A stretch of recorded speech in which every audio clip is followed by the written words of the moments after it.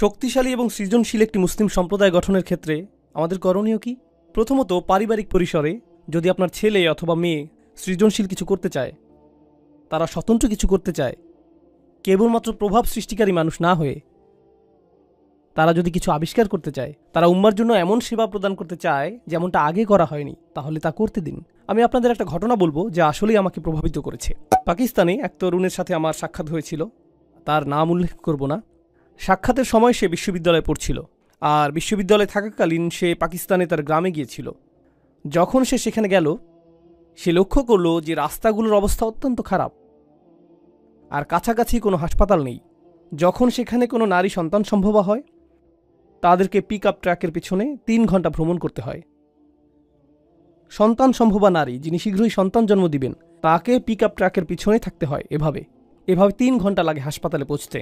আর এই সকল নারীর বেশিরভাগেরই সন্তান মারা যায়। আর এটাই গ্রামীণ জীবনের বাস্তবতা। তারা নিজেরা সন্তান জন্মদানের চেষ্টা করে, যদি জটিলতা তৈরি হয় তখন তাদেরকে ডাক্তারের কাছে নিতে হয় এবং পথিমধ্যে অনেকেই মৃত্যুবরণ করে। আর সে এটা কাছ থেকে দেখল, তো সে যা করার সিদ্ধান্ত নিল তা হলো সে একটা সমাধান তৈরি করার চেষ্টা করলো। সে পুরাতন কিছু ট্রাক কিনল, কিছু গবেষণাপ্রেমী ছাত্র এবং ডাক্তারদের সহায়তায় সে বহনযোগ্য মোবাইল স্বাস্থ্যকেন্দ্র তৈরি করল, যার মধ্যে শিশু জন্মদানের জন্য বিশেষজ্ঞ চিকিৎসা ব্যবস্থা রয়েছে। আর সে শিক্ষা কার্যক্রম চালু করলো যেখানে গ্রামীণ নারীদেরকে শেখানো হয় কিভাবে সন্তান জন্মদানে সহায়তা করতে হবে যদি পরিবহনের কোনো ব্যবস্থা নাও থাকে। তো গ্রামের 20-30 জন নারী এখন জানেন যে কিভাবে সন্তান জন্মদানে সহায়তা করতে হয়। আর যখন এটা সফল হলো, গোটা পাকিস্তানের 2, 3, 4, 5, 10, 15, 20, 100 গ্রামে এটা ছড়িয়ে পড়ল। আর হাজার হাজার শিশুদের জীবন রক্ষা হয়েছিল এই ছাত্রের প্রচেষ্টার মাধ্যমে। এই ছাত্রের সাথে আমার কথা হয়েছিল, আর আমি তাকে জিজ্ঞেস করেছিলাম, এই কাজে তোমার সবচেয়ে বড় চ্যালেঞ্জ কোনটা? জানেন সে কি বলেছিল? আমার মা বাবা মনে করেন আমি সময় নষ্ট করছি। আমার মা বাবা আমাকে এই কাজে নিরুৎসাহিত করেছেন। তারা মনে করেন আমি আমার ক্যারিয়ার নষ্ট করছি। আর এর মাধ্যমে আমি বুঝতে পেরেছিলাম যে এটা একমাত্র তার ক্ষেত্রেই ঘটছে না। এই উম্মার মাঝে আমাদের কিছু প্রতিভাবান ছেলেমেয়ে রয়েছে যারা একটা সমস্যাকে দেখে এবং তাদের সৃজনশীল চিন্তা, আকাঙ্ক্ষা এবং অভিপ্রায় দ্বারা সমস্যাটিকে সমাধানের চেষ্টা করে। তাদের সেই যোগ্যতা রয়েছে। জানেন কে তাদের পথে প্রায় বাধা হয়ে দাঁড়ায়? শুধুমাত্র তাদের বাবা মাই না, বরং গোটা সংস্কৃতিই বলে, না না না না, তুমি এটা করো না, তুমি অন্য সকলকে কপি করো, সাবেক হওয়ার প্রয়োজন নেই, নতুন কিছু করো, অভিনব কিছু করবে না, নতুন কোনো সমাধান খুঁজবে না, নতুন কোনো সমাধান খুঁজবে না, এটা যেরকম আছে সেরকমই থাকবে, এভাবেই থাকতে দাও, কারণ আমরা বরং জিনিসগুলো যেভাবে আছে সেভাবেই রেখে দিব। আর তারপর গভীর রাতে একত্রিত হয়ে চা পার্টি করব আর আলোচনা করব যে সরকার কতটা দুর্নীতিগ্রস্ত, কেন কেন কিছু পরিবর্তিত হবে না এবং কেন পরিস্থিতি এতটা খারাপ। এটাই আমাদের পদ্ধতি। বেড়ে ওঠো, পেটে মেদ জমাও, চায়ের দোকানে গিয়ে বসো আর উম্মার সমস্যাগুলো সেখানে আলোচনা করো, কারণ আমরা এভাবেই করে এসেছি, তোমাকেও এভাবেই করতে হবে, নতুন কিছু করবে না। এমনকি আপনাদের এই মুসলিম সম্প্রদায়ের দিকে লক্ষ্য করুন। মাশাআল্লাহ, আল্লাহ এই মুসলিম সম্প্রদায়কে রক্ষা করুন। এই সম্প্রদায়ে কিছু ব্যবসা রয়েছে, কিছু প্রতিষ্ঠান রয়েছে যারা আসলেই কঠোর পরিশ্রম করছে, আর এখানে দাতব্য কিছু প্রতিষ্ঠান রয়েছে যারা হলো এই মুসলিম সম্প্রদায়ের মেরুদণ্ড। আপনারা সকলে এগুলোতে দান করেন, কিন্তু কিছু পরিবার এবং ব্যবসা প্রতিষ্ঠান এগুলো প্রতিষ্ঠা করেছিলেন যারা অভিনব কিছু করেছেন। তারা কিন্তু ধনী হওয়ার জন্য এটা করেননি, বরং দান করার জন্য এমনটা করেছেন। আর যখন তারা এমনটা করলেন, আপনি আমি এটা থেকে এত এত সুবিধা পাচ্ছি। আমরা যে মসজিদে এখন বসে আছি, হয়তো এটা তাদের কঠোর পরিশ্রম এবং অভিনব চিন্তার ফসল। তারা এটা করেছেন। আর আমরা চিন্তা করি, না না না, আরে ভাই, আপনি মানুষকে দুনিয়ার পিছনে ছুটতে বলছেন। এই ধর্মটির মূল বিষয় হলো আখিরাত, কেন আপনি দুনিয়া নিয়ে কথা বলছেন? এর জবাব আমি দিচ্ছি। প্রথম বিষয় আমি বলবো, আপনার একটু কোরআন পাঠ করা উচিত। আর দ্বিতীয় বিষয় বলবো, আপনার রাসূলুল্লাহ সাল্লাল্লাহু আলাইহি সাল্লামের সিরাতও একটু পাঠ করা উচিত। জানেন রাসূল সাল্লাল্লাহু আলাইহি সাল্লামের সিরাতের সবচেয়ে গুরুত্বপূর্ণ ঘটনাগুলোর একটি হলো হিজরত। রাসূল সাল্লাল্লাহু আলাইহি সাল্লাম হিজরত করেছিলেন। হিজরত কিভাবে ঘটেছিল বলে আপনি মনে করেন? এর অর্থায়ন কে করেছিল? কে সহায়তা করেছিল? বাহনের জন্য কে খরচ করেছিল? কে নিশ্চিত করেছিল যে রাস্তাটি হবে নিরাপদ এবং গোপন? এর জন্য কি অর্থের প্রয়োজন না?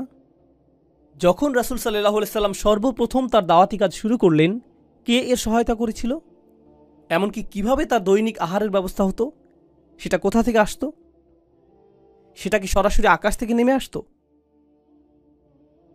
খাদিজা রাদিয়াল্লাহু তাআলা আনহা সহায়তা, আবু তালিবের সহায়তা, আবু বকর সিদ্দিকের সহায়তা, এগুলো কি অর্থনৈতিক এবং ব্যবসায়িক সহায়তা না?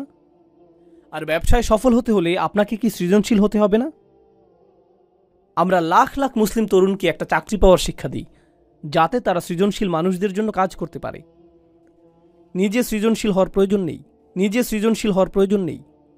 ডাক্তার হও, অ্যাকাউন্টেন্ট হও, ইঞ্জিনিয়ার হও, ইঞ্জিনিয়ারিং প্রতিষ্ঠানের জন্য কাজ করো, তাদেরকে অর্থশালী করো, তাদের ব্যবসাকে বড় করো। আল্লাহ আমাদের নিজেদের ক্ষমতায়নের কথা বলেছেন, মৈত্রী সম্পর্ক তৈরির কথা বলেছেন। মৈত্রী সম্পর্ক অর্থনীতি এবং ব্যবসা বাণিজ্যের মাধ্যমেও সৃষ্টি হয়। কোরআনের মনোরম একটা বিষয় হল, আল্লাহ বলেছেন, ওয়াল্লাযীনা কাফারু বা'দুহুম আউলিয়াউ বা'দ। কাফিররা একে অপরের মিত্র। আর ওয়াল মুমিনুনা ওয়াল মুমিনাত বা'দুহুম আউলিয়াউ বা'দ। মুমিন পুরুষ এবং নারীরা একে অপরের মিত্র। কিন্তু তিনি এই আয়াতটির শেষে বলেছেন, ইল্লাম তাফআলু তাকুন ফিতনাতুন ফিল আরদ। তোমরা যদি এটা না করো তাহলে পৃথিবীতে ফিতনা সৃষ্টি হবে। যদি তোমরা মিত্র না হও, যদি তোমরা পরস্পর সহযোগিতা না করো, যদি তোমরা বৃহত্তর প্রতিষ্ঠান এবং সমন্বিত বিনিয়োগ সৃষ্টি না করো, তাহলে পৃথিবীতে বড় ধরনের ফিতনা সৃষ্টি হবে। আমাদেরকে এখন মসজিদ নির্মাণের বাইরেও আরও চিন্তা করতে হবে। আমাদেরকে দাতব্য প্রতিষ্ঠান নির্মাণের বাইরেও আরও চিন্তা করতে হবে। আমাদেরকে শক্তিশালী ব্যবসা প্রতিষ্ঠা করতে হবে, সর্বোত্তম বিশ্ববিদ্যালয়, সেরা সব প্রতিষ্ঠান। আমাদেরকে অনেক অনেক অনেক বড় চিন্তা শুরু করতে হবে এবং পরস্পরের মাঝে মৈত্রী নিয়ে নতুন করে চিন্তা করতে হবে। কিন্তু এটা করার জন্য আমাদের নিজেদের মাঝে তুলনা করা বন্ধ করতে হবে এবং একে অপরকে ধ্বংস করা বন্ধ করতে হবে। সংক্ষেপে আরও কিছু কথা বলবো এবং এরপর সূরা হিজরের শেষের দিকের আয়াতে যাব, যেরকম কথা আপনাদেরকে দিয়েছিলাম। সফল সমাজ ব্যবস্থার একটা বিষয় আমি লক্ষ্য করেছি, যা রাসূল সাল্লাল্লাহু আলাইহি সাল্লামের সিরাতে উপস্থিত ছিল, আর তা হলো ঈমানদারগণ একে অপরকে সহায়তা করা। যখন কেউ ব্যর্থ হয়েছে, তারা তাকে অনুপ্রেরণা দিয়েছিলেন। আর জানেন এখন আমাদের মাঝে কি ঘটে? যখন কেউ সফল হয়, আমরা তার সমালোচনা করি এবং সমালোচনা করা নিশ্চিত করি, যতক্ষণ পর্যন্ত না সে ব্যর্থ হয়। এরপর আমরা বাকি সকলে শান্তি অনুভব করি। সফল সমাজ ব্যবস্থা ব্যর্থ মানুষকে গ্রহণ করে এবং তাদেরকে বারবার চেষ্টা করার জন্য অনুপ্রাণিত করে, যতক্ষণ না তারা সফল হয়ে যায়।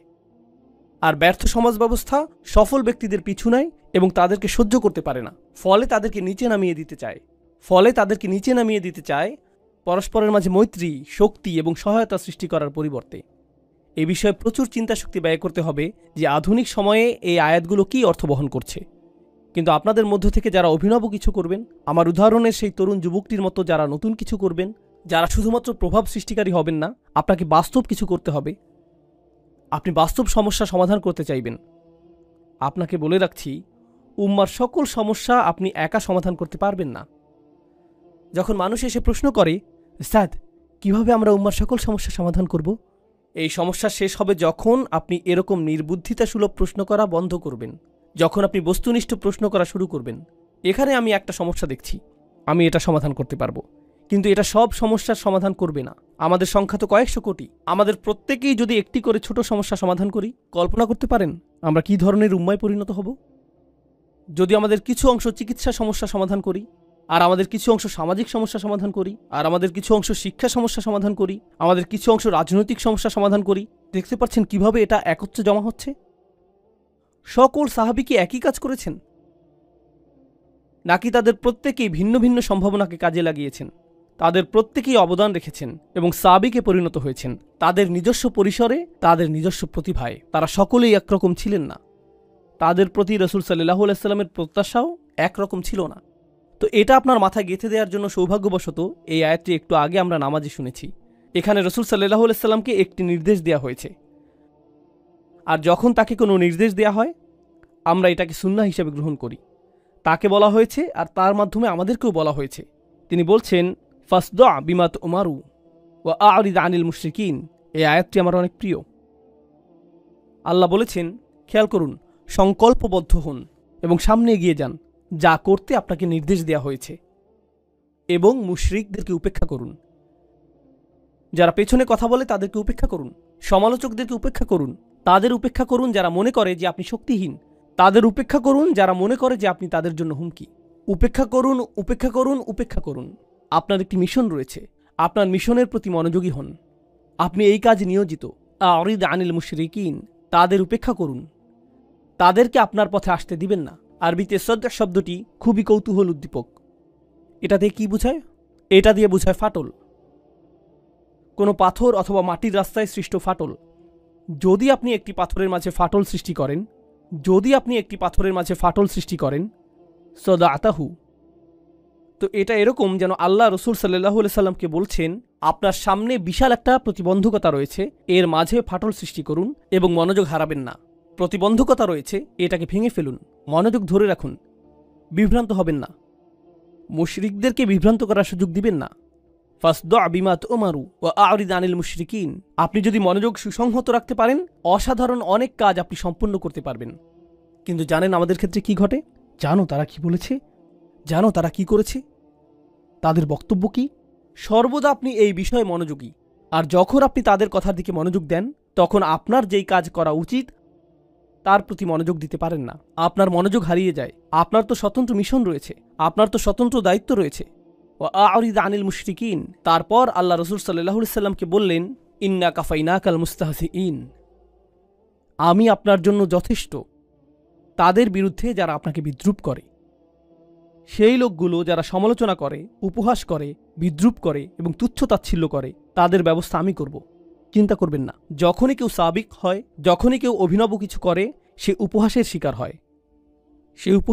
হয়। কি করছো তুমি? কেউ এমনটা করে না, এটা নির্বুদ্ধিতা সুলভ, তুমি একটা নির্বোধ, এরকমটাই হয়ে থাকে। আর আমি আপনাদের বলতে পারি, আল্লাহ যেহেতু রসুল সাল্লাল্লাহু আলাইহি সাল্লামকে এই কথাগুলো বলেছেন, এগুলো চিরকালের জন্য প্রযোজ্য হয়ে গিয়েছে। যখন আপনি ভালো কিছু করতে যাবেন আর তা আগে করা হয়নি কিন্তু তা করতে হবে, সেক্ষেত্রে মানুষ আপনাকে উপহাস করবে। তুমি কি মনে করেছো এতে কাজ হবে? তুমি কি মনে করেছো এটা গুরুত্বপূর্ণ? তুমি কি মনে করেছো এটা পৃথিবী পরিবর্তন করে দিবে? হ্যাঁ, নিজের দিকে একবার তাকাও। এটাই আপনাকে সবসময় শুনতে হবে। আল্লাহ এর জবাব দিচ্ছেন এবং বলছেন, ইন্না কাফাইনাকাল মুস্তাহজিইন। আমি তোমার জন্য যথেষ্ট তাদের বিরুদ্ধে যারা উপহাস করে, এটাই যথেষ্ট।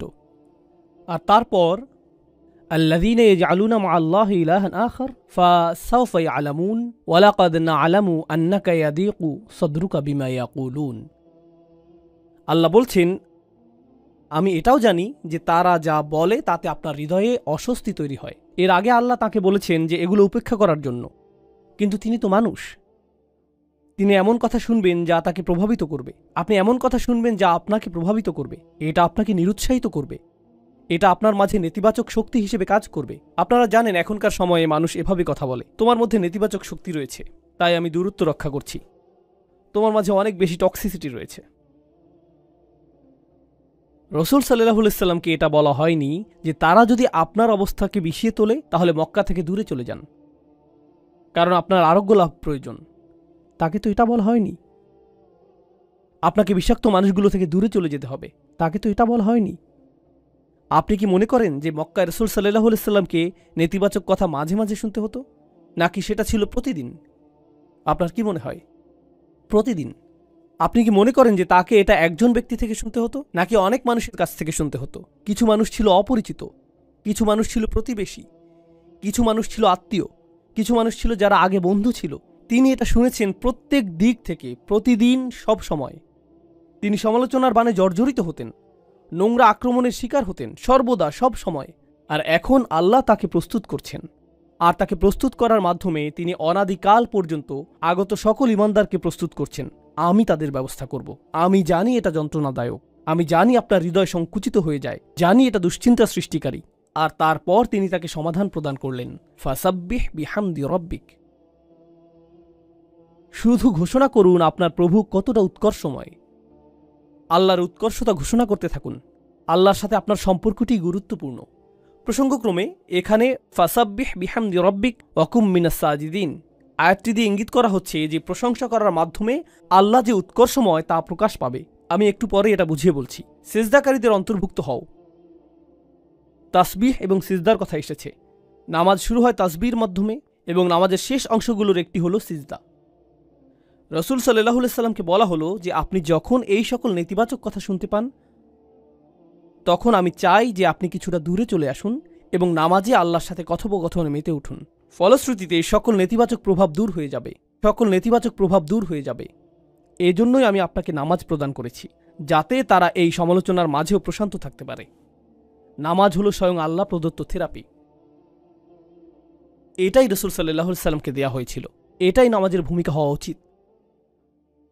আর আমরা বড় কিছু করতে চাই এজন্য না যে আমাদের নাম সামনে আসবে, বরং আমরা বড় কিছু করতে চাই কারণ আল্লাহ আমাদেরকে